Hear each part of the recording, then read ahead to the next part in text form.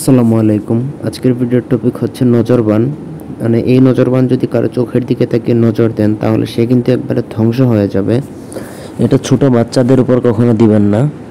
এই বিদ্যাটা ছোট বাচ্চাদের উপর অনেকে করে ফেলে, দেখা যায় যে ওই বাচ্চা পরবর্তীতে অসুস্থ হয়ে যায়। তো ব্যক্তিগত যে কোনো কাজের জন্য স্ক্রিনে দেওয়া নাম্বার আছে, সরাসরি ফোনে বা হোয়াটসঅ্যাপে যোগাযোগ করে যে কোনো কাজ করাতে পারবেন দেশে বা দেশের বাইরে থেকে।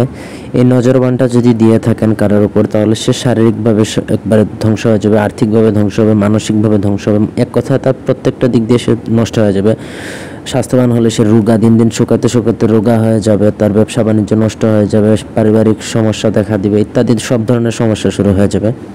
এটাই কি বলা হয়, মানুষকে দৃষ্টি দিয়ে বান মারা। তো মন্ত্রটা বলে দিচ্ছি, চোখে চোখে চাইলাম রক্তের উগমক ফটিকের যশ মহাদেব দিল ত্রিশুল খান কালি দিলে খড়ক বান বীর হনুমান মারলাম অমুককে দৃষ্টিবান অং শ্রিং আং রিং সাহা।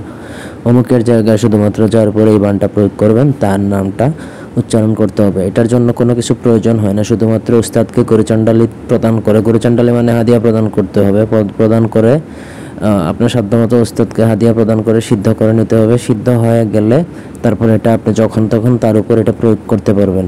তো যখন সিদ্ধ হয়ে যাবে তখন যার উপর এই বান প্রয়োগ করবেন তার সামনে উপস্থিত হবেন, উপস্থিত হয়ে তার চোখের দিকে তাকাবেন।